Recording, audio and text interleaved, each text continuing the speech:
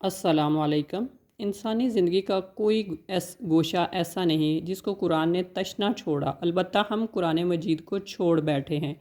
اس لیے ہماری زندگی کی کشتی مسائل کے سمندر میں مسلسل ہچکولے کھا رہی ہے، گردش حالات کی چکی میں پس گئی۔ اس بات کا اندازہ چند سال قبل ہوا جب زندگی قسمہ پرسی کی آخری حالت میں تھی۔ معاشی حالات بہت خراب تھے، پریشانیوں کا دورہ تھا۔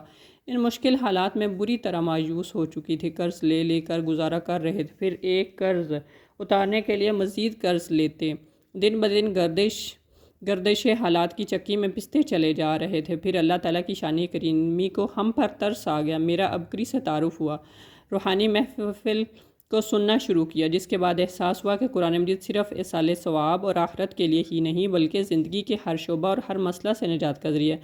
ہر روز نت نئی پریشانیوں اور مصائب میں مبتلا ہونے کی ایک بڑی وجہ قرآن مجید سے دوری ہے۔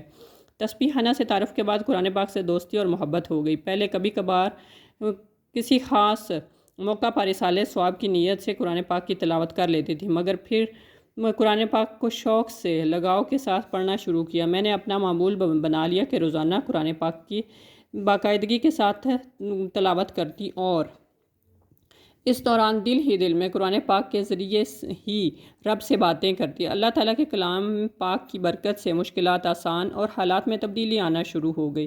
قرض کا مرض ہمیں لے ڈوبا، ہماری دوسری پریشانیاں تو ختم ہو رہی ہیں، مگر قرض کا بوجھ اتنا زیادہ تھا کہ اس سے نکلنا ناممکن نظر آ رہا تھا۔ شوہر کی آمدن سے گھر کا چلانا بہت مشکل ہو چکا تھا، اولاد جوان ہو رہی تھی، ہمارے پاس زندگی کی بنیادی ضروریات میسر نہ تھیں، حتیٰ کہ آنے جانے کے لیے ایک موٹر سائیکل نہ تھی۔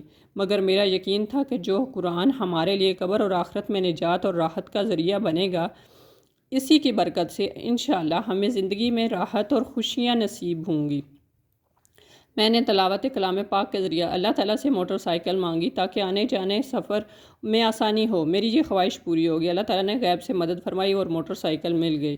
شوہر ایک اچھی پوسٹ پر تھے مگر حلال کی کوشش کرتے رہے۔ الحمدللہ برکت ملنا شروع ہو گئی، حالات سنورنے لگے، قرض کا بوجھ بھی کم ہونا شروع ہو گیا۔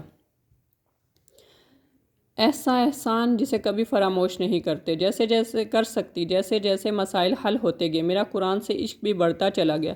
قرآن کو دیوانہ وار پڑھنا شروع کر دیا۔ کوشش ہوتی کہ دن کا زیادہ سے زیادہ وقت قرآن پاک کی تلاوت کرنے یا روحانی محافل سننے میں گزرے۔ ہمارے حالات ایسے تھے کہ مہینہ ختم ہونے سے پہلے ہی گھر کا راشن ختم ہو جاتا۔ کچھ بہتری آنا شروع ہوئی تو میں نے شوہر سے کہا، اگلی مرتبہ انشاءاللہ گھر کا راشن کی خریداری اپنی ذاتی گاڑی پر کرنے جائیں گے۔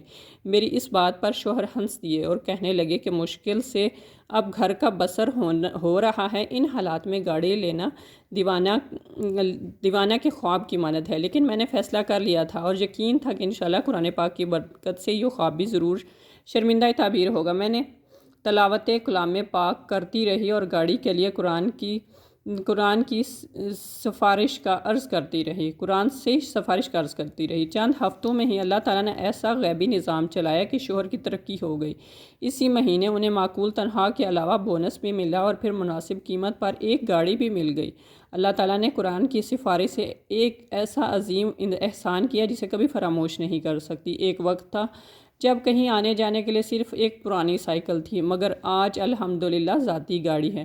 اب گھر پر بچوں کو رضائے الہی کی خاطر قرآن پاک کا ناظرہ بھی پڑھانا شروع کر دیا۔ کوئی بھی مسئلہ ہو تو قرآن پاک پڑھانے کے بعد ان سے دعا کرواتی ہوں، جو الحمدللہ 100% قبول ہو جاتی ہے۔ قرض کا بوجھ بھی ختم ہونے کے قریب ہے۔